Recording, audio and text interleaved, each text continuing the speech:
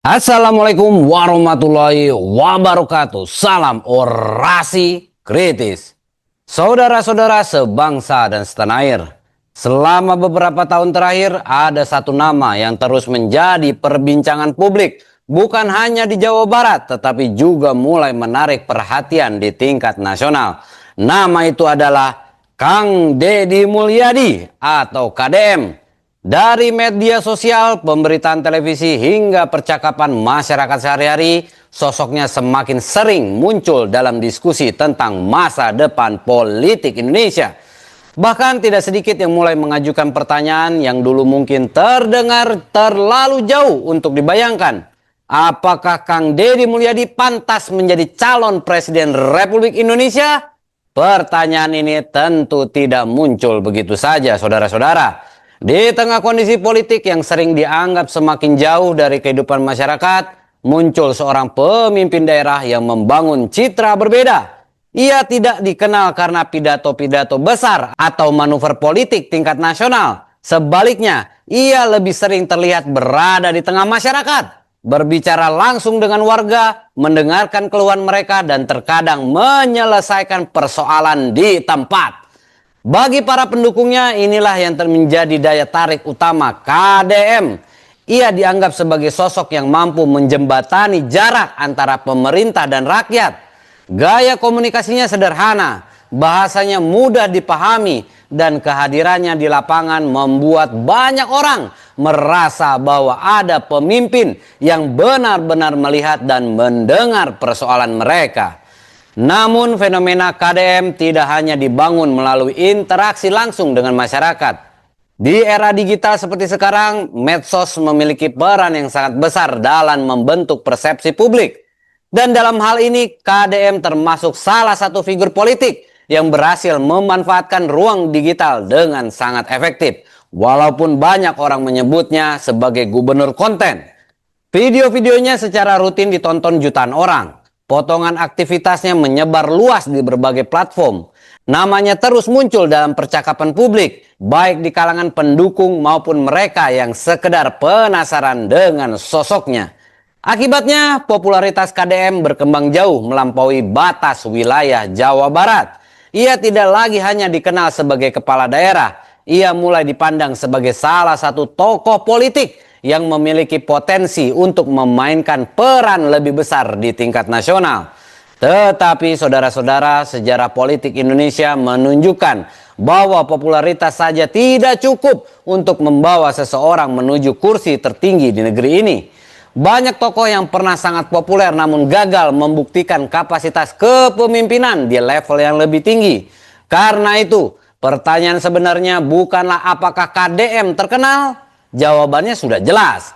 Pertanyaan yang jauh lebih penting adalah apakah popularitas tersebut didukung oleh kualitas kepemimpinan yang dibutuhkan untuk memimpin negara sebesar Indonesia. Apakah kedekatannya dengan rakyat merupakan modal yang cukup untuk menjadikan seorang presiden? Atau justru masih ada tantangan besar yang harus dijawab sebelum namanya benar-benar layak dalam percakapan menuju RI 1? Di video ini kita akan mencoba melihatnya secara lebih objektif. Bukan dari sudut pandang pendukung, bukan pula dari sudut pandang penentang. Melainkan dengan menimbang berbagai alasan yang membuat banyak orang mendukung KDM. Sekaligus melihat berbagai pertanyaan dan keraguan yang juga muncul di tengah publik. Karena pada akhirnya keputusan tentang siapa yang pantas memimpin Indonesia tidak hanya ditentukan oleh popularitas, tetapi juga oleh kemampuan, pengalaman, dan visi yang dimiliki untuk menghadapi tantangan bangsa di masa depan.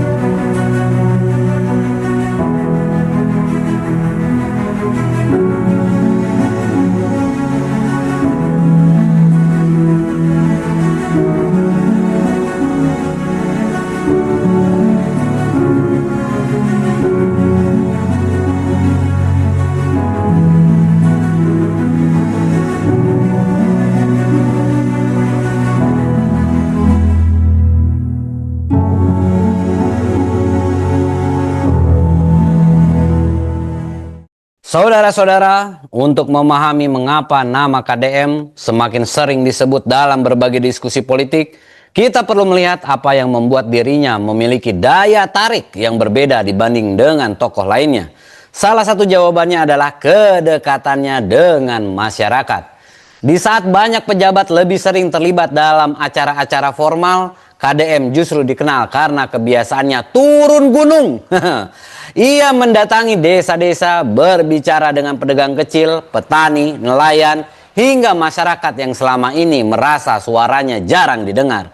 Pendekatan seperti ini menciptakan kesan bahwa dirinya bukan hanya seorang pejabat yang bekerja di balik meja, tetapi seorang pemimpin yang hadir di tengah kehidupan masyarakat. Bagi sebagian orang, hal tersebut mungkin terlihat sederhana. Namun, dalam dunia politik, kedekatan emosional seringkali menjadi faktor yang sangat penting.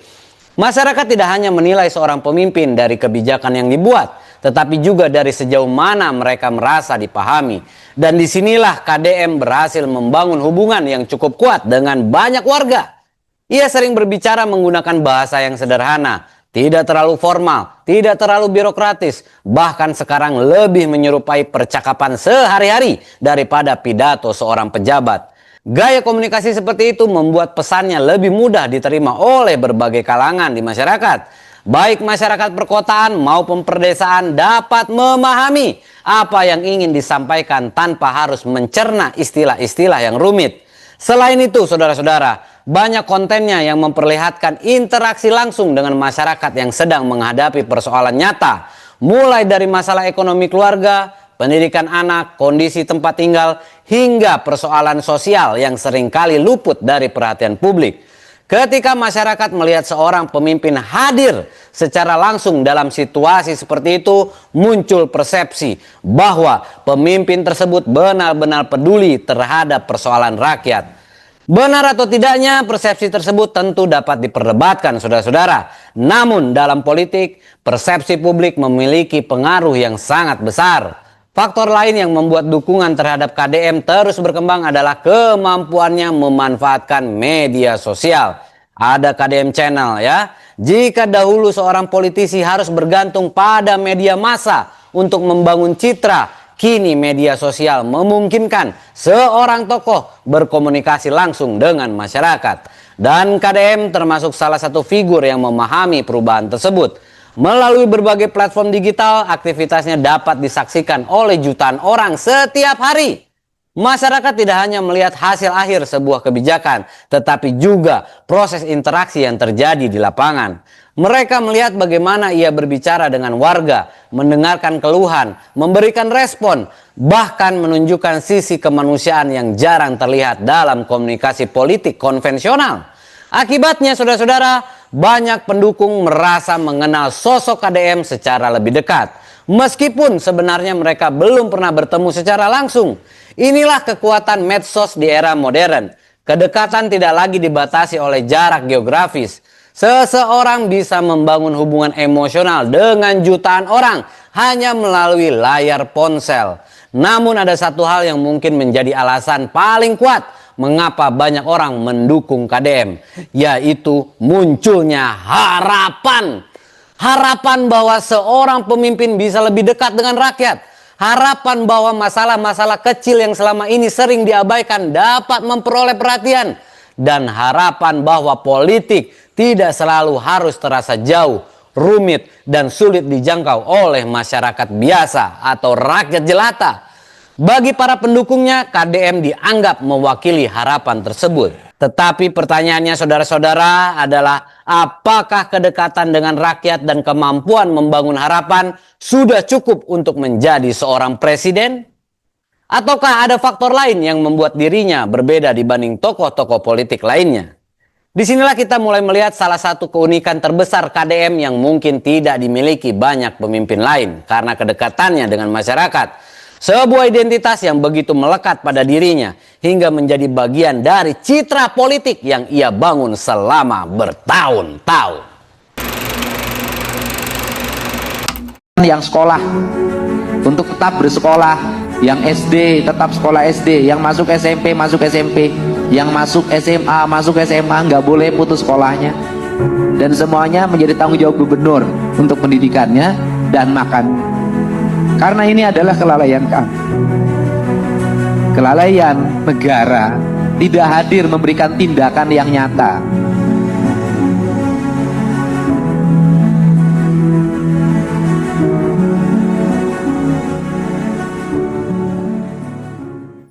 Dalam dunia politik, popularitas bisa dibangun dengan berbagai cara. Ada yang mengandalkan kekuatan partai, ada yang mengandalkan jabatan, ada pula yang mengandalkan pencitraannya melalui media sosial. Namun Kang Deddy Mulyadi memiliki sesuatu yang membuatnya cukup berbeda dibanding banyak tokoh politik lainnya, yaitu identitas yang kuat.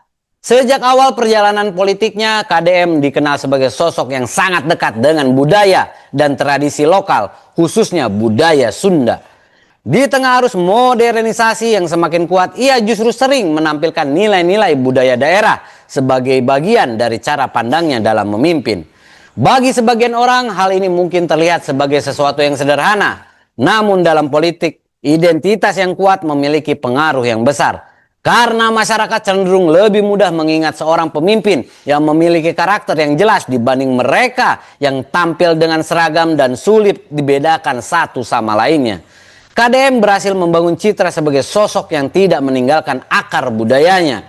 Ia sering berbicara tentang pentingnya menjaga tradisi, menghormati leluhur, merawat lingkungan, dan mempertahankan nilai-nilai yang dianggap menjadi bagian dari jati diri masyarakat. Pendekatan ini membuat dirinya memiliki ciri khas yang mudah dikenali.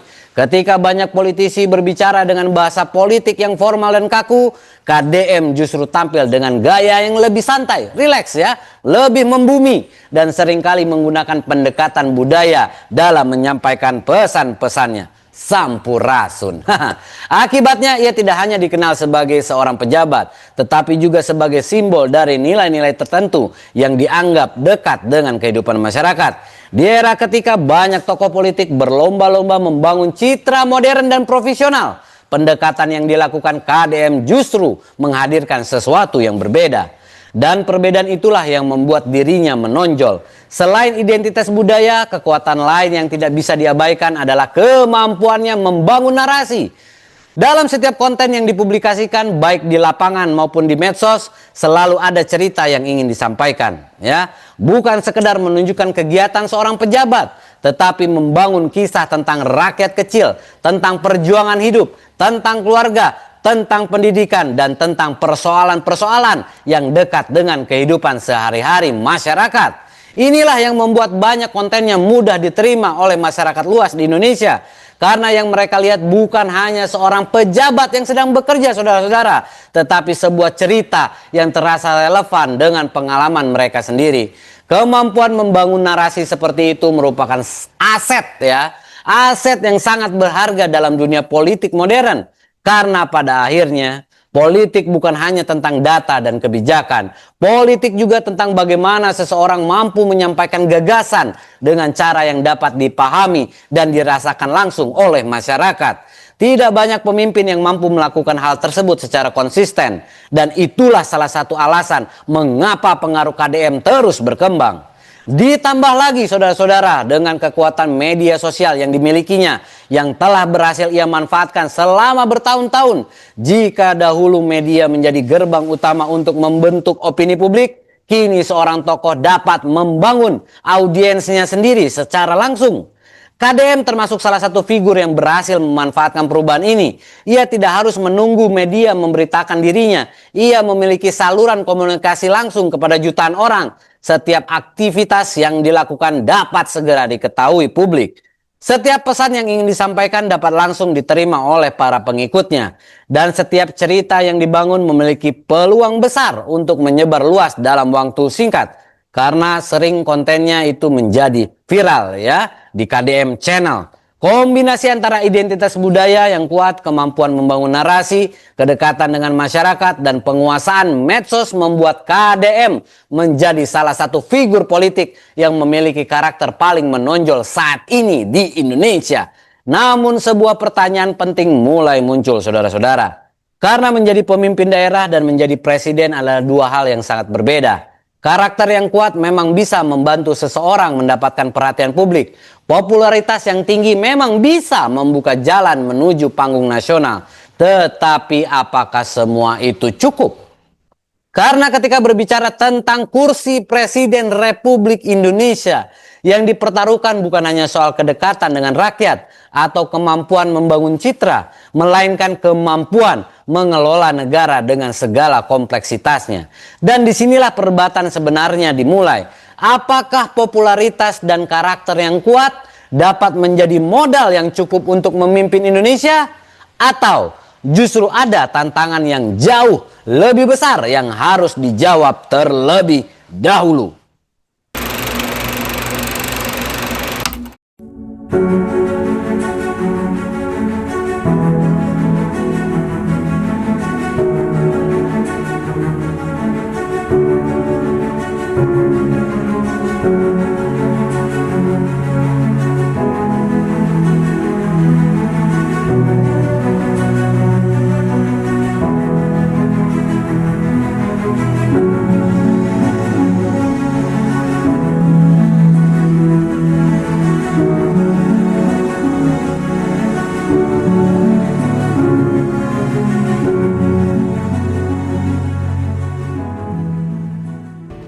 Sampai pada titik ini kita dapat memahami mengapa KDM memiliki begitu banyak pendukung.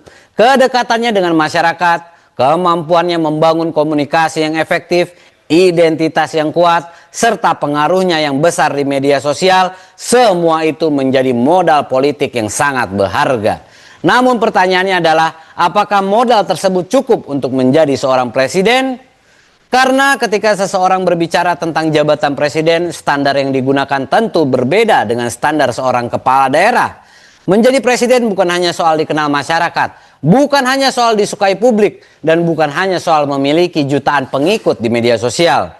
Presiden adalah pemimpin dari lebih dari 200 juta penduduk yang tersebar di ribuan pulau dengan karakteristik, kebutuhan, dan tantangan yang sangat beragam, saudara-saudara. Apa yang berhasil di satu daerah belum tentu berhasil diterapkan secara nasional, ya. Jadi kalau di Jawa Barat berhasil, belum tentu di daerah provinsi lainnya. Apa yang efektif di tingkat lokal belum tentu efektif ketika harus mengelola negara dengan skala yang jauh lebih besar. Disinilah muncul perbedaan mendasar antara popularitas dan kapasitas kepemimpinan nasional. Popularitas dapat membuat seseorang diperhatikan, tetapi kapasitaslah yang menentukan apakah seseorang mampu menjalankan tanggung jawab yang diberikan. Seorang presiden harus mengambil keputusan yang memengaruhi seluruh rakyat Indonesia, mulai dari kebijakan ekonomi, pendidikan, kesehatan, energi, pertahanan, hingga hubungan internasional. Banyak keputusan yang tidak bisa diselesaikan hanya dengan turun langsung ke lapangan. Banyak persoalan yang membutuhkan pemahaman mendalam tentang sistem pemerintahan, birokrasi, ekonomi makro, diplomasi internasional, dan dinamika geopolitik global. Misalnya saja persoalan ekonomi, ya. Masyarakat tentu ingin harga kebutuhan pokok stabil, lapangan pekerjaan tersedia, dan daya beli meningkat. Namun, untuk mencapai tujuan tersebut dibutuhkan kebijakan yang kompleks. Pemerintah harus mengelola anggaran negara, menjaga investasi, mengendalikan inflasi, mengatur kebijakan fiskal dan moneter, serta menghadapi berbagai tekanan ekonomi global yang seringkali berada di luar kendali pemerintah. Contohnya, ya, Selat Hormuz, ya, perang Iran dan Amerika. Begitu pula dalam bidang hubungan internasional. Seorang presiden tidak hanya berhadapan dengan persoalan dalam negeri, ia juga harus berinteraksi dengan para pemimpin dunia, menghadapi persaingan ekonomi global, menjaga kepentingan nasional, serta mengambil keputusan strategis dalam situasi yang kadang penuh ketidakpastian. Tanggung jawab tersebut tentu sangat berbeda dengan tantangan yang dihadapi oleh seorang kepala daerah saja. Karena itulah banyak pengamat politik berpendapat bahwa popularitas seharusnya menjadi titik awal penilaian, bukan titik akhir. Popularitas memang menunjukkan bahwa seorang tokoh berhasil menarik perhatian masyarakat. Namun untuk menjadi presiden, masyarakat juga perlu melihat rekam jejak, pengalaman, kemampuan manajerial, kualitas pengambilan keputusan, serta visi yang ditawarkan untuk masa depan bangsa. Pertanyaan ini bukan hanya berlaku bagi KDM, tetapi bagi siapapun yang ingin maju sebagai calon presiden. Karena sejarah menunjukkan bahwa ada banyak tokoh yang sangat populer, tetapi belum tentu berhasil ketika dihadapkan pada tanggung jawab yang lebih besar. Sebaliknya, saudara-saudara, ada pula pemimpin yang pada awalnya tidak terlalu populer, namun mampu menunjukkan kapasitas luar biasa ketika memegang jabatan yang lebih tinggi. Inilah mengapa diskusi mengenai KDM tidak bisa berhenti pada angka survei atau jumlah pengikut di media sosial. Diskusi tersebut harus masuk ke pertanyaan yang lebih mendalam. Apakah pengalaman yang dimilikinya sudah cukup untuk menghadapi tantangan nasional? Apakah gaya kepemimpinannya dapat diterapkan dalam skala Indonesia? Apakah ia memiliki visi yang mampu menjawab persoalan bangsa dalam jangka panjang? Karena pada akhirnya rakyat tidak hanya membutuhkan pemimpin yang dekat, rakyat juga membutuhkan pemimpin yang mampu. Dan ketika kedua hal itu bertemu, disitulah biasanya lahir seorang pemimpin nasional yang kuat. Namun sebelum berbicara lebih jauh mengenai peluang dan kapasitasnya, ada satu hal yang tidak boleh diabaikan. Tidak semua orang memandang KDM dengan cara yang sama. Di balik besarnya dukungan yang ia terima, terdapat pula kritik, pertanyaan, dan kontroversi yang terus mengikuti perjalanan politiknya. Dan untuk menilai seseorang secara objektif, sisi kritik, pertanyaan, dan kontroversi juga harus mendapat perhatian yang sama. Gubernur yang hadir hari ini, Kang Deddy, Gubernur konten. Nah, mantap nih Kang Deddy nih. Dan terakhir tadi Pak Gubernur Kaltim mengatakan Gubernur konten. Alhamdulillah dari konten yang saya miliki itu bisa menurunkan belanja rutin iklan. Biasanya iklan di Pemprov Jabar kerjasama medianya 50 miliar. Sekarang cukup 3 miliar tapi viral terus. Terima kasih. Ini bukan Mandalika, tapi ada di Jawa Barat. Namanya jalur Ciater Subang yang sekarang viral karena mirip sirkuit balap. Aspalnya mulus, tikungan yang lebar, dan dikelilingi hamparan kebun teh. Lembur diurus, kota ditata, Jabar istimewa. Saudara-saudara, setiap tokoh politik yang memiliki pengaruh besar hampir selalu menghadapi satu hal yang sama. Semakin besar popularitasnya, semakin besar pula sorotan yang diarahkan kepadanya. Dan KDM bukan pengecualian. Di balik dukungan yang begitu kuat dari sebagian masyarakat, terdapat pula kritik dan pertanyaan yang terus muncul terhadap gaya kepemimpinan maupun pendekatan politik yang ia gunakan. Hal ini sebenarnya merupakan sesuatu yang wajar dalam demokrasi, karena seorang pemimpin tidak hanya dinilai dari keberhasilannya, tetapi juga dari berbagai keputusan yang diambil sepanjang perjalanan karirnya.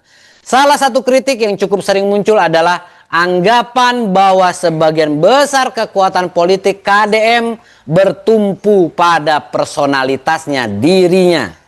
Oke, jadi personalitas dirinya sendiri. Banyak program dan aktivitas yang sangat melekat pada figur KDM secara pribadi. Pendukung melihat hal ini sebagai kekuatan. Mereka menilai kehadiran langsung seorang pemimpin menunjukkan kepedulian dan tanggung jawab. Namun, para pengkritik memiliki pandangan yang berbeda. Mereka mempertanyakan apakah pendekatan yang sangat bergantung pada figur individu dapat berjalan secara berkelanjutan dalam sistem pemerintahan yang jauh lebih besar. Karena negara tidak bisa dijalankan hanya oleh satu orang saja. Presiden sekuat apapun dirinya tetap harus bekerja melalui institusi, birokrasi, kementerian, lembaga negara, dan berbagai mekanisme pemerintahan yang kompleks. Pertanyaan yang sering muncul adalah, apakah model kepemimpinan yang sangat personal dapat diadaptasi ke dalam sistem nasional yang jauh lebih luas? Selain itu ada pula kritik terkait gaya komunikasi dan pengambilan kebijakan yang dianggap terlalu populis oleh sebagian kalangan. Dalam politik, istilah populisme sering digunakan untuk menggambarkan pendekatan yang sangat dekat dengan sentimen masyarakat dan mampu menarik simpati publik secara luas. Pendukung melihat hal ini sebagai bentuk keberpihakan kepada rakyat. Namun para pengkritik mengingatkan bahwa popularitas tidak boleh menjadi satu-satunya ukuran keberhasilan sebuah kebijakan. Karena kebijakan publik harus dinilai berdasarkan dampak jangka panjang, efektivitas, dan keberlanjutannya. Bukan hanya berdasarkan seberapa besar perhatian yang berhasil diperoleh di ruang publik. Kritik lainnya berkaitan dengan pengalaman di tingkat nasional, saudara-saudara. Hingga saat ini perjalanan politik KDM lebih banyak berlangsung di tingkat daerah. Pengalaman tersebut tentu memiliki nilai yang besar. Namun sebagian pengamat berpendapat bahwa memimpin daerah dan memimpin negara memiliki tantangan yang berbeda secara fundamental. Ketika berbicara tentang presiden, ruang lingkup tanggung jawabnya lebih luas. Bukan hanya mengelola satu wilayah, melainkan mengelola seluruh Indonesia dengan segala keragaman dan kompleksitas yang dimilikinya. Pertanyaan yang sering diajukan adalah sejauh mana pengalaman yang dimiliki saat ini dapat menjadi bekal untuk menghadapi tantangan tersebut. Tentu saja tidak ada jawaban yang pasti, karena dalam sejarah politik Indonesia maupun dunia, banyak pemimpin nasional yang sebelumnya juga memulai karirnya dari tingkat daerah. Ya, tidak ada langsung nasional. Namun pertanyaan itu tetap relevan untuk dibahas, saudara-saudara. Terutama jika nama seseorang mulai masuk ke dalam percakapan mengenai calon presiden 2029.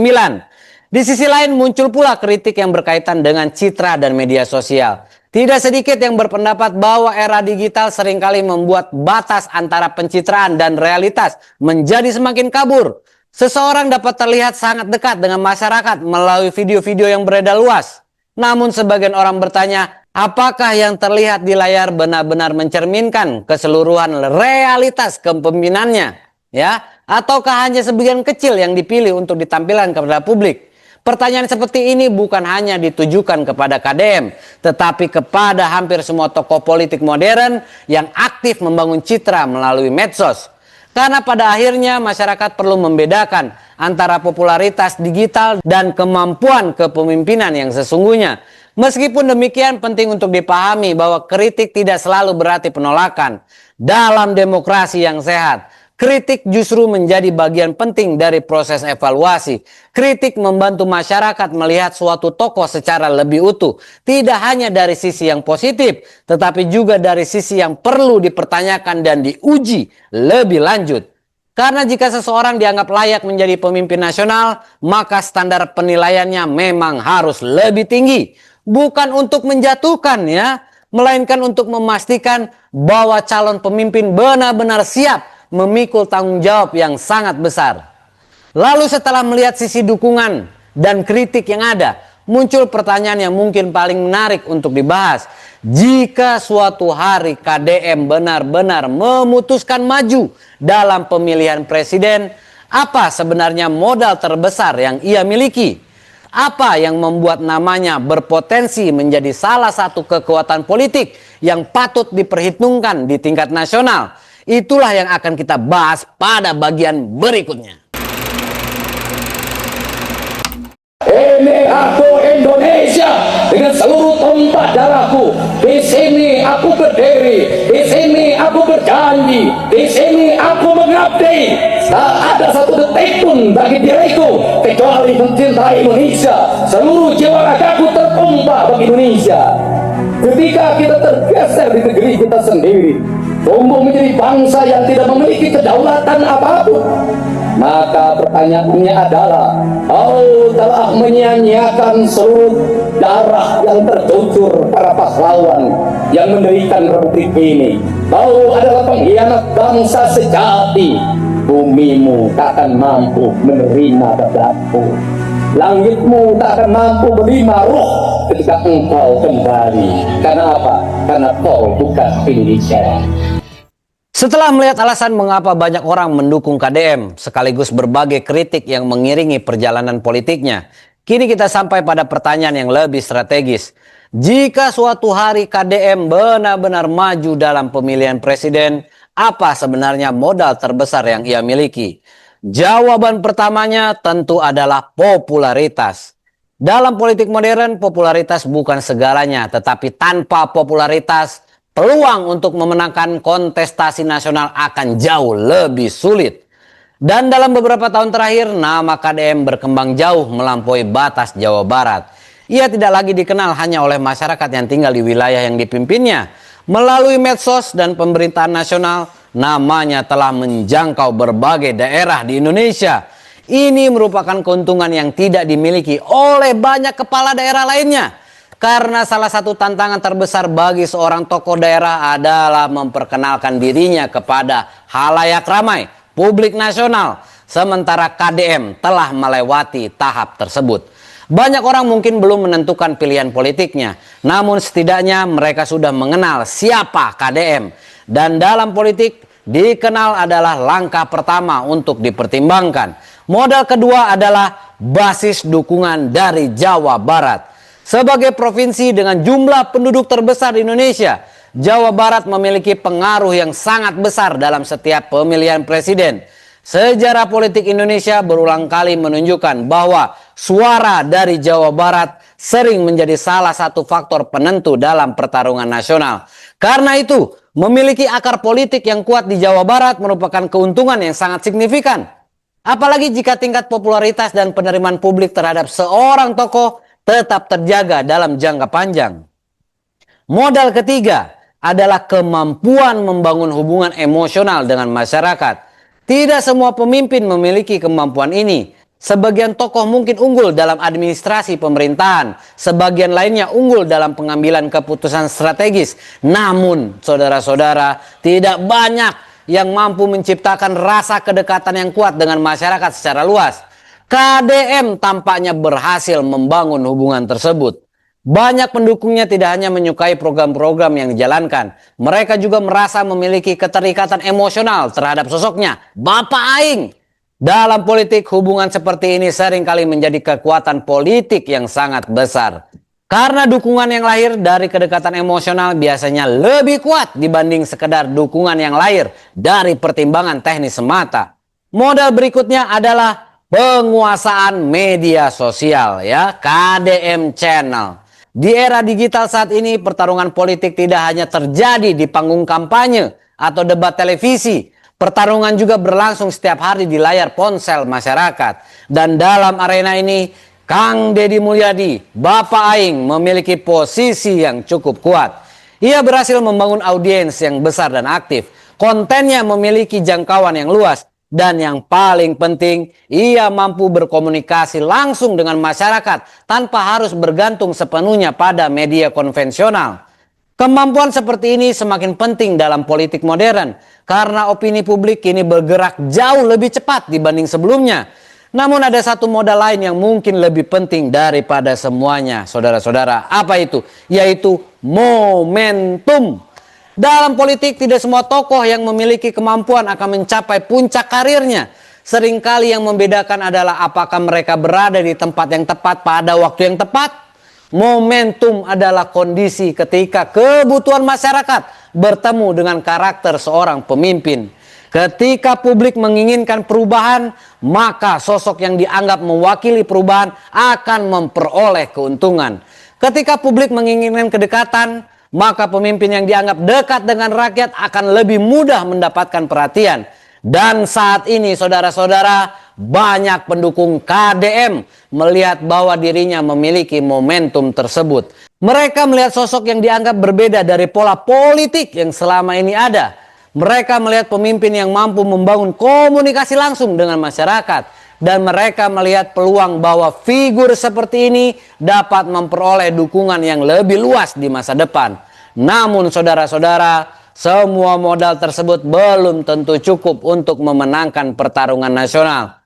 Karena semakin tinggi posisi yang ingin dicapai, semakin besar pula tantangan yang harus dihadapi. Popularitas harus diuji oleh kapasitas. Kedekatan dengan rakyat harus diuji oleh kemampuan mengelola negara. Dan momentum harus diuji oleh realitas politik yang seringkali jauh lebih keras dibanding yang terlihat di permukaan.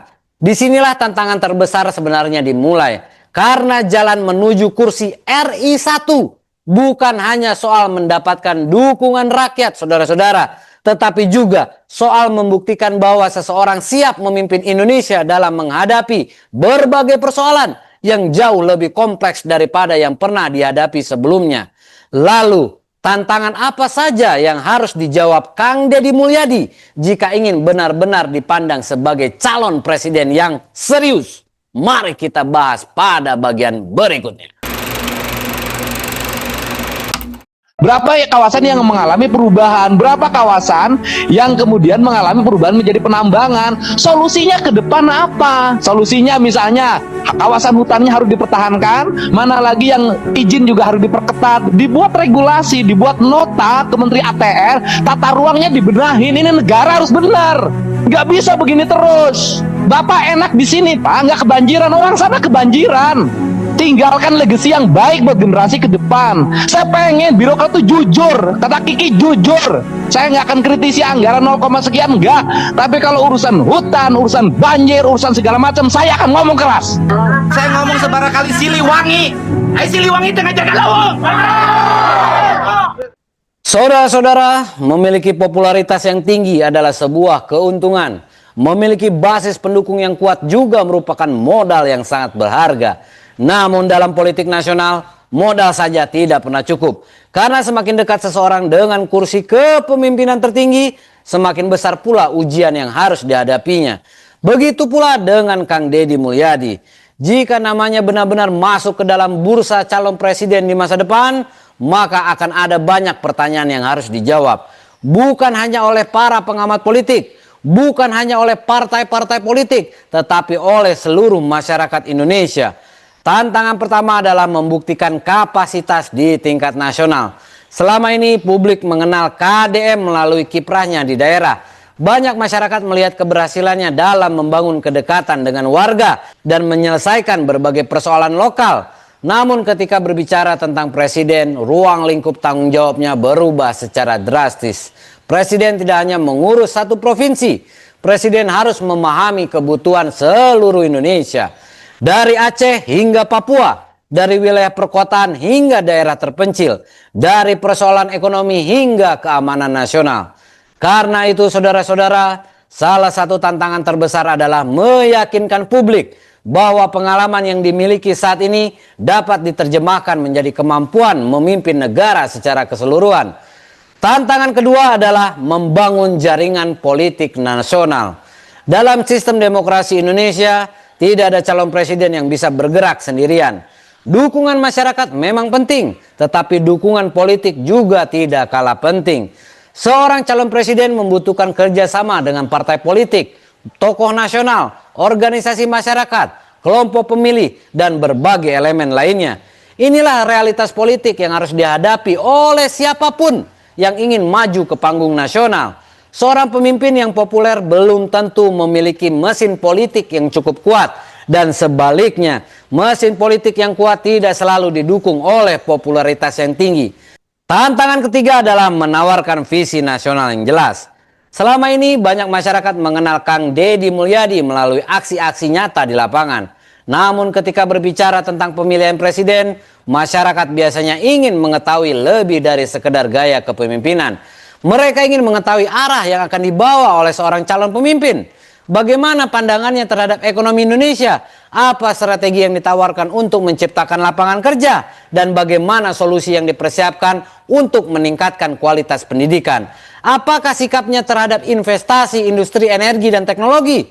Bagaimana ia melihat posisi Indonesia di tengah persaingan global yang semakin ketat? Pertanyaan-pertanyaan inilah saudara-saudara yang akan muncul jika namanya benar-benar masuk dalam percakapan menuju Pilpres 2029. Karena pada level nasional masyarakat tidak hanya menilai siapa pemimpinnya, mereka juga menilai kemana arah bangsa akan dibawa. Tantangan berikutnya adalah memperluas penerimaan di luar basis pendukung utama. Tidak dapat dipungkiri bahwa Jawa Barat merupakan salah satu sumber kekuatan politik terbesar bagi KDM. Namun untuk memenangkan pemilihan presiden, dukungan dari satu wilayah saja tidak cukup saudara-saudara. Seorang calon presiden harus mampu diterima oleh masyarakat dari berbagai latar belakang budaya, etnis, agama, dan kepentingan politik yang berbeda-beda. Indonesia adalah negara yang sangat beragam. Karena itu seorang pemimpin nasional harus mampu berbicara kepada seluruh rakyat Indonesia. Bukan hanya kelompok yang sudah menjadi pendukungnya. Dan mungkin tantangan terbesar dari semuanya adalah menjaga konsistensi. Semakin tinggi popularitas seseorang, semakin tinggi pula ekspektasi yang diberikan masyarakat. Setiap ucapan akan diperhatikan, setiap keputusan akan dianalisis, setiap langkah akan menjadi bahan perdebatan. Dalam situasi seperti itu, menjaga kepercayaan publik bukanlah pekerjaan yang mudah, saudara-saudara. Banyak tokoh yang berhasil meraih popularitas dengan cepat, namun tidak semuanya mampu mempertahankannya dalam jangka panjang. Karena itulah perjalanan menuju RI 1 bukan hanya soal bagaimana mendapatkan dukungan, tetapi juga bagaimana menjaga kepercayaan tersebut ketika tantangan semakin besar dan sorotan publik semakin tajam. Pada akhirnya semua tantangan ini tidak otomatis menutup peluang KDM.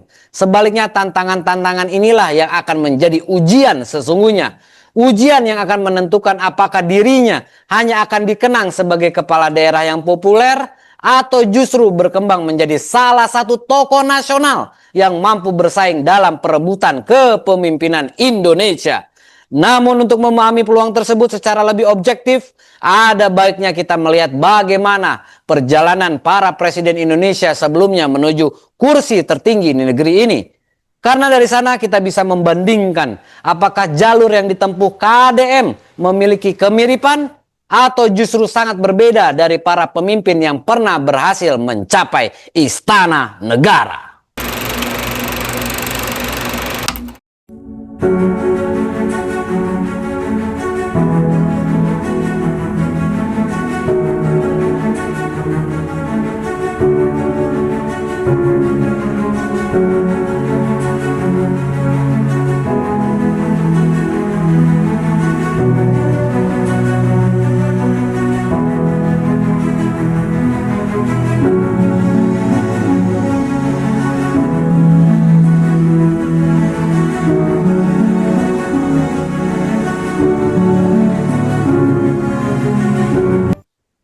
Untuk memahami apakah Kang Deddy Mulyadi memiliki peluang menuju kursi Presiden Republik Indonesia 2029, kita perlu melihat satu hal yang sangat penting.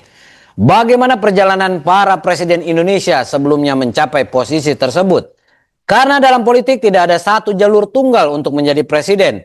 Setiap pemimpin memiliki latar belakang pengalaman dan jalan yang berbeda. Namun dari perjalanan mereka kita bisa melihat pola-pola tertentu yang mungkin relevan untuk dibandingkan. Mari kita mulai dari Presiden ke-7 Republik Indonesia, Joko Widodo. Sebelum menjadi presiden, Jokowi dikenal sebagai wali kota Solo. Saat itu banyak yang memandangnya sebagai pemimpin daerah yang dekat dengan rakyat. Ia sering turun langsung ke lapangan atau namanya blusukan, ya, melakukan dialog dengan masyarakat dan membangun citra sebagai pemimpin yang sederhana. Karakter tersebut kemudian menjadi modal penting yang membawanya ke tingkat yang lebih tinggi, mulai dari Gubernur DKI Jakarta hingga akhirnya terpilih menjadi Presiden Republik Indonesia ke-7. Jika melihat dari sisi kedekatan dengan rakyat, banyak pihak yang melihat adanya kemiripan tertentu antara gaya Jokowi pada masa awal karir politiknya dengan gaya yang selama ini ditunjukkan oleh Kang Deddy Mulyadi, ya, KDM. Keduanya sama-sama dikenal karena pendekatannya langsung kepada masyarakat. Keduanya membangun citra sebagai pemimpin yang hadir di tengah rakyat. Dan keduanya memperoleh perhatian publik melalui aktivitas yang relatif dekat dengan kehidupan sehari-hari masyarakat. Namun tentu saja saudara-saudara, setiap era memiliki tantangan yang berbeda. Kondisi politik saat Jokowi maju sebagai calon presiden tidak sepenuhnya sama dengan kondisi politik yang akan dihadapi Indonesia pada tahun 2029. Selanjutnya kita bisa melihat perjalanan SBY atau Susilo Bambang Yudhoyono. Berbeda dengan Jokowi, SBY datang dari latar belakang militer dan pemerintahan pusat. Ia memiliki pengalaman panjang dalam bidang keamanan, pertahanan, dan pemerintahan nasional sebelum akhirnya memenangkan pemilihan presiden. Kekuatan utama SBY saat itu bukan kedekatan dengan rakyat di tingkat akar rumput, melainkan kombinasi antara pengalaman nasional, citra kepemimpinan yang tenang, dan kemampuan membangun kepercayaan publik. Dari sini kita melihat bahwa ada jalur lain menuju kursi presiden, yaitu melalui pengalaman panjang dalam mengelola isu-isu strategis tingkat nasional. Kemudian ada Prabowo Subianto. Perjalanan politik Prabowo menunjukkan model yang berbeda lagi. Ia membangun pengaruh politik melalui jaringan nasional yang luas, pengalaman panjang di dunia militer, serta keterlibatan aktif dalam berbagai dinamika politik nasional selama bertahun-tahun. Terlepas dari berbagai pandangan terhadap dirinya, satu hal yang tidak bisa disangkal adalah bahwa Prabowo memiliki exposure nasional yang sangat besar jauh sebelum akhirnya berhasil mencapai posisi presiden. Ya, dari ketiga contoh tersebut kita bisa melihat bahwa tidak ada rumus pasti untuk menjadi presiden. Namun ada beberapa kesamaan yang hampir selalu muncul. Pertama, seorang calon presiden harus memiliki tingkat pengenalan publik yang tinggi. Populer, ya. Kedua, ia harus mampu membangun kepercayaan masyarakat dalam skala nasional. Ketiga, ia harus memiliki narasi yang mampu menjawab harapan masyarakat pada zamannya. Dan keempat, saudara-saudara, ia harus mampu mengubah popularitas menjadi dukungan politik yang nyata. Jika menggunakan ukuran tersebut, KDM memang sudah memiliki beberapa modal yang cukup penting.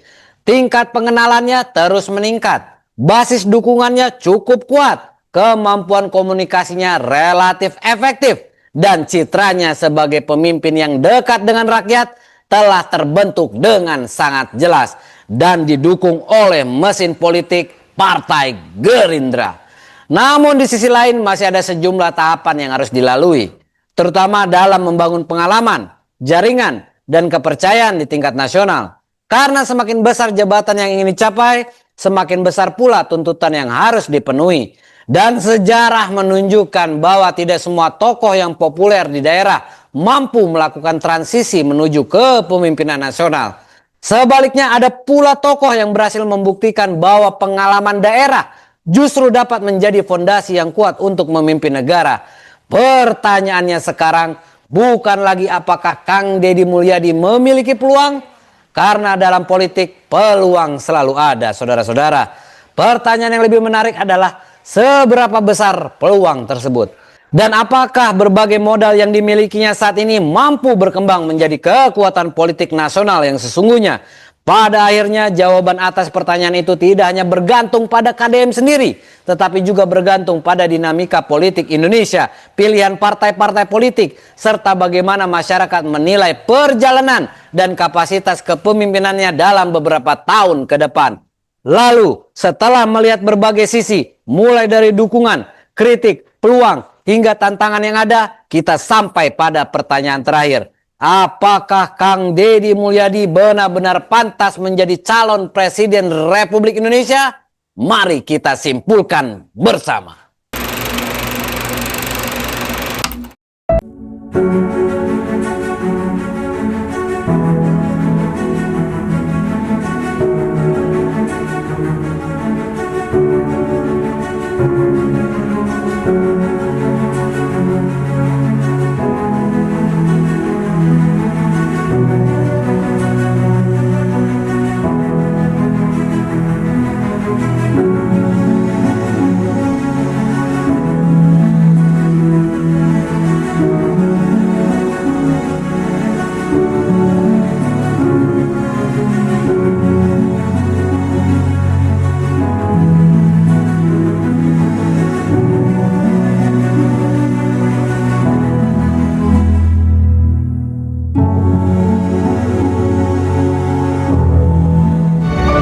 Saudara-saudara sebangsa dan setanah air, setelah melihat berbagai sisi dari sosok Kang Deddy Mulyadi, kita sampai pada bagian yang paling penting dalam pembahasan ini, yaitu menjawab pertanyaan yang sejak awal menjadi inti dari video ini. Apakah Kang Deddy Mulyadi pantas menjadi calon presiden Republik Indonesia 2029? Jika kita melihat dari sisi popularitasnya, jawabannya tentu sangat jelas.